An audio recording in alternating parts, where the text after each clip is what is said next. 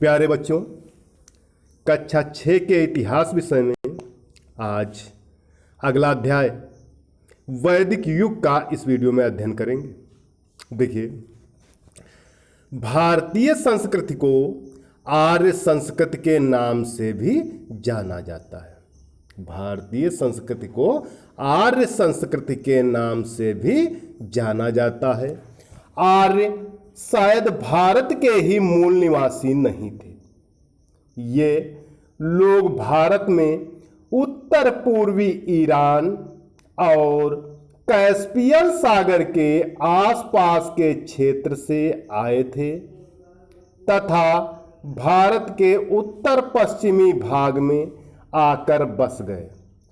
आर्यों ने वेदों, ब्राह्मणों, आरण्यकों एवं उपनिषदों की रचना की। इनको सम्मिलित रूप से वैदिक साहित्य के नाम से जाना जाता है।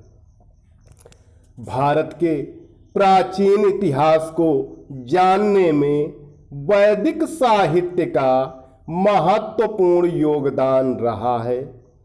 इस अध्याय में वैदिक युग के सामाजिक, राजनीतिक, धार्मिक तथा आर्थिक जीवन का वर्णन किया गया है। देखिए, वैदिक युग ईसा से लगभग 1500 वर्ष पूर्व से लेकर 600 वर्ष पूर्व की अवधि को वैदिक युग कहा जाता है। भारतीय इतिहास में वैदिक युग का अत्यधिक महत्व है, क्योंकि इस युग में आर्यों के घुमक्कड़ पशुपालन के जीवन में महान परिवर्तन हुआ तथा वे कृषक बन गए। यहीं से वो खेती करने लगे। यही नहीं, इस युग में राजनीतिक व्यवस्था तथा धर्म एवं समाज के में भी विकास हुआ।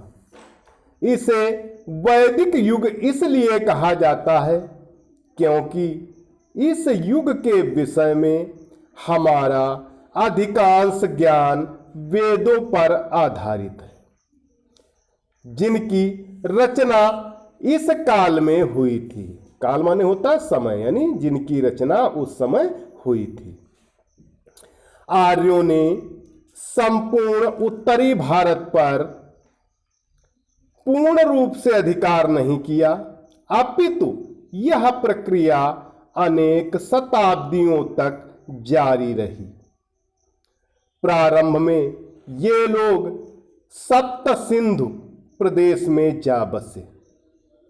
सप्त सिंधु प्रदेश में जा बसे, जो 7 नदियों सिंधु, रावी, व्यास, चिनाब, झेलम, सतलज तथा सरस्वती, जो अब की लुप्त नदी हो चुकी है, का प्रवेश था।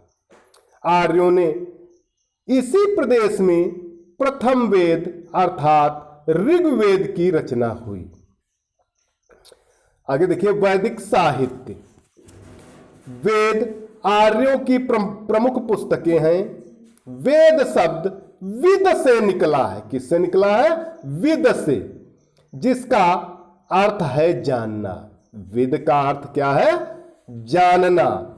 प्रारंभिक वैदिक साहित्य के अंतर्गत वेद, ब्राह्मण, आरण्यक तथा उपनिषद सम्मिलित हैं।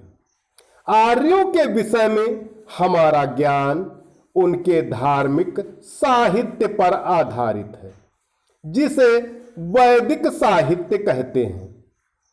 वेद विश्व के प्राचीनतम साहित्य हैं।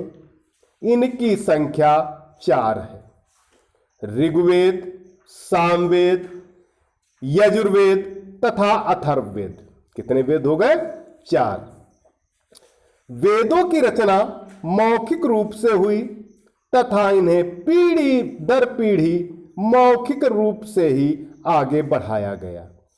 इन्हें श्रुति भी कहा जाता है। वेदों का दूसरा नाम क्या कहा जाता है? श्रुति।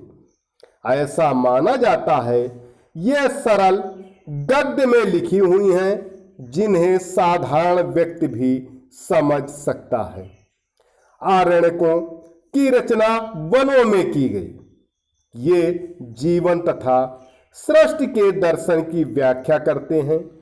उपनिषद ब्राह्मणों के अंतिम भाग तथा भारतीय दर्शन के स्रोत हैं। इस प्रकार वैदिक साहित्य, वैदिक युग तथा आर्यों के रीति रिवाजों, विश्वासों एवं जीवन की सूचनाओं का महान स्रोत है। वैदिक युग को दो भागों में विभाजित किया जाता है, पूर्व वैदिक काल या ऋग्वैदिक काल और उत्तर वैदिक काल। कितने भाग हो गए? दो, पूर्व वैदिक काल या ऋग्वैदिक काल तथा उत्तर वैदिक काल। जिस काल में ऋग्वेद लिखा गया है उसे ऋग्वैदिक काल कहते हैं तथा जिस काल में अन्य तीन वेद सामवेद, यजुर्वेद तथा अथर्ववेद एवं ब्राह्मण, आरण्यक एवं उपनिषद लिखे गए उसे उत्तर वैदिक काल कहते हैं। तो प्यारे बच्चों, आज इस वीडियो में इतना ही। सभी विद्यार्थी इसे ध्यानपूर्वक समझें तथा अपनी भाषा में लिखकर इसे ग्रुप पर अवश्य डालें। धन्यवाद।